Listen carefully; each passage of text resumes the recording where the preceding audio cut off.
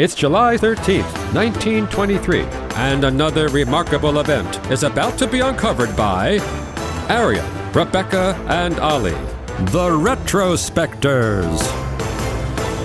As enormous illuminated advertising signs go, perhaps the most successful example ever was unveiled today in history in 1923. It was only meant to be in place for 18 months. It's still there over a century later, sort of. The Hollywood sign on Mount Lee, Los Angeles, or as it was then, the Hollywoodland sign.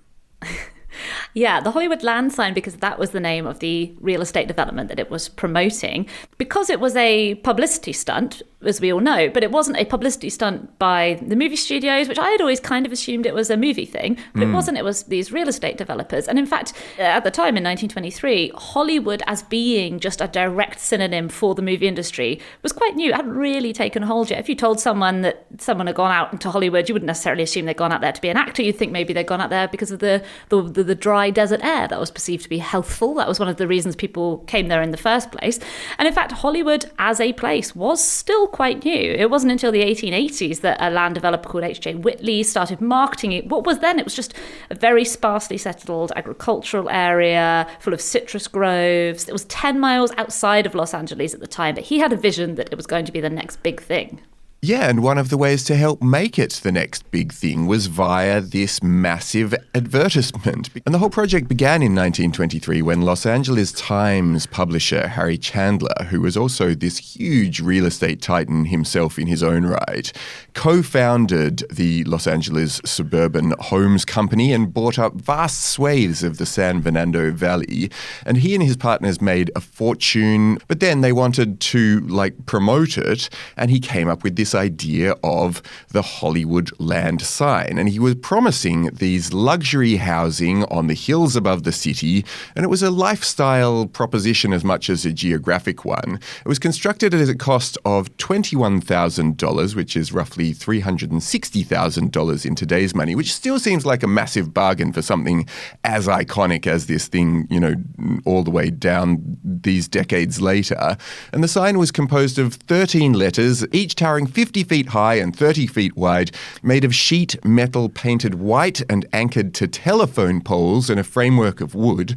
And to ensure that it was visible at night, it was studded with 4,000 light bulbs, and it would flash in segments that went Holly, then wood, then land, then the whole thing would blaze up at once. So it was meant to be this massive thing both day and night. I mean, it's not sophisticated, is it? But I mean, it shows, I guess, its origins in that newspaper proprietor's understanding of marketing, doesn't it? I want a sign so large I can see it when I'm driving down Wilshire Boulevard, apparently.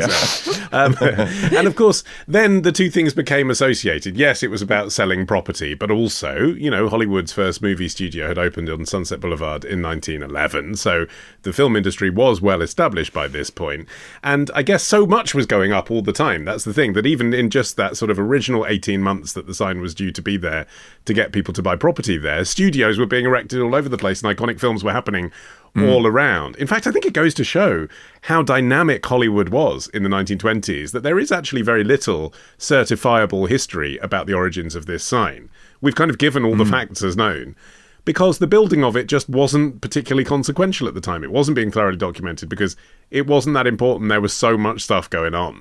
Yeah, and Hollywood, the community, really grew perfectly in tandem with the movie industry. The name was actually adopted fairly early on in 1887. Some of the original converts to this mass campaign to get people to come and settle out in this area were a couple called Harvey and Daida Wilcox from Kansas. They bought 120 acres of fig and apricot groves in what's now the Hollywood Hills. And it was Daida who came up with the name Hollywood. There are various stories as to how it may have been after an estate in Illinois or after a town in Ohio where they'd been on holiday. But in any case, the name was adopted, the community continued to grow, and in 1903 Hollywood became a municipality, and in 1910 it became part of Los Angeles. And this was the really crucial point in cinema history as well, when studios were starting to come out there. And the reason for that is that, so in the early days of the movie industry, the 1900s, the 1910s, everything was concentrated in New York because that was the arts capital of the US. But also in those days, filmmaking was quite crude. Anyone who had cash and an interest could try and make their own movie. It didn't have to be in one place necessarily. really. They weren't sophisticated productions. But in 1907, Thomas Edison, who was based in New Jersey and who owned most of the patents on most of the available filmmaking technology, started enforcing them. I mean, he was always quite litigious, but enforcing them even more strictly, which meant that filmmakers basically just fled west as far away from his possible lawsuits as they could, both because they knew that California courts were known to be a bit ambivalent about patent law, and also if Edison did reach them, Los Angeles and Hollywood were very close to the Mexican border, so it was very easy to head south if the law got onto your trail. It's funny, though, that then this whole, like the identity with which we know the whole industry was so disregarded, even as the studios started to flex their might and even as Hollywood began to grow in the public consciousness, not just across America, but all across the world, that this sign was the thing that loomed large for so many people. And yet, you know, the sign itself was only built to last 18 months, as you said, Ollie, but it was allowed to just fall into disrepair. And by the 1940s, the H was damaged and had completely toppled by 1949. And so it briefly just spelled Hollywood, like the invitations for my bar mitzvah in 1994. Is that true? It is true. Oh my gosh. It's a whole separate episode we have to do. If only you'd been around. The invites originally said Hollywoodland, but they Anyway, by 1949, then the city of Los Angeles decided to refurbish the sign, and they, at that point, removed the last four letters, and so it said Hollywood. But still, you know, there was this kind of just leaving it to its own devices that meant that, again, by the 1970s, it had been subjected to loads of pranks. For one thing, it had been changed in 1976 to read Hollyweed after California relaxed its marijuana laws. And eventually in 1978, a bunch of stars actually came together to try to save the sign, as again it was falling into disrepair, led by Hugh Hefner, which is bizarre. And he got together a bunch of stars who each sponsored one letter, including the likes of Gene Autry, the singing cowboy, and Alice Cooper, who bought up one of the letters O in honor of Groucho Marx, who I guess he just wanted to do something nice for. Yeah, not one of those donors who put that 250 grand in at that point was a Hollywood studio. That's the astonishing thing about it, isn't it? It's Hollywood heritage by this point. And yet, I mean, you're sort of surprised that Hugh Hefner would contribute. I'm not. Like, the Playboy Mansion absolutely was associated with California, wasn't it? California lifestyle. And yet the Hollywood studios at that point, in August 1978, when the original sign was torn down and the hillside was bare for 3 months. Imagine that. Like, I can't believe that happened. And this successor was put in, undergirded with 240 tons of cement and steel. At that point, the Hollywood studios had no particular interest in it. When 2010 came around and it needed refurbing again, Hefner was involved again, but there was some Hollywood studio money by that point, and for its 100th birthday in 2023, like a lot of LA residents, it had a makeover. 400 gallons of high reflective white SW7757 paint from Sherwin-Williams has been reapplied.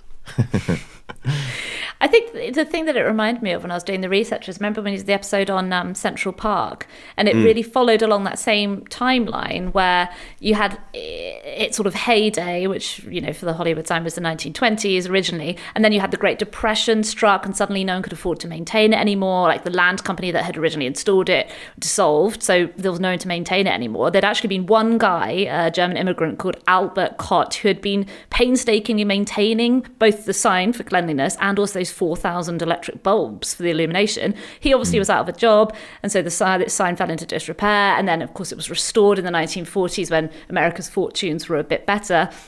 And then in the 1970s, again, you get that sort of general sense of American decline, which is reflected in the decline of this symbol of America as well. And so then people have to rally round and clean it up, because on some level there is this fear that allowing it to look like that, to become an eyesore, sort of reflects on the state of the United States as well. I mean, of course, now it has been completely usurped by the sign for Basildon on the A127. Have you seen that? No, Googling it now. So as you drive, what does it say? Basildon land. Just no, no, just Basildon. Each letter's oh expensive. My god! Yeah, to be see? fair, it looks like it's in really good nick. Well, it's just gone up. Basildon Council apparently received £400,000 in funding to promote the town, and that was one of the ways they decided to spend the money. I suppose it worked, because here I am talking about it all these years later. Every time I drive into Basildon, I do think, well, that is quirky. It doesn't really tell you anything about Basildon, but... This episode first aired last year exclusively to members of Club Retrospectors. Join today and unlock a new episode this Sunday. Patreon.com/retrospectors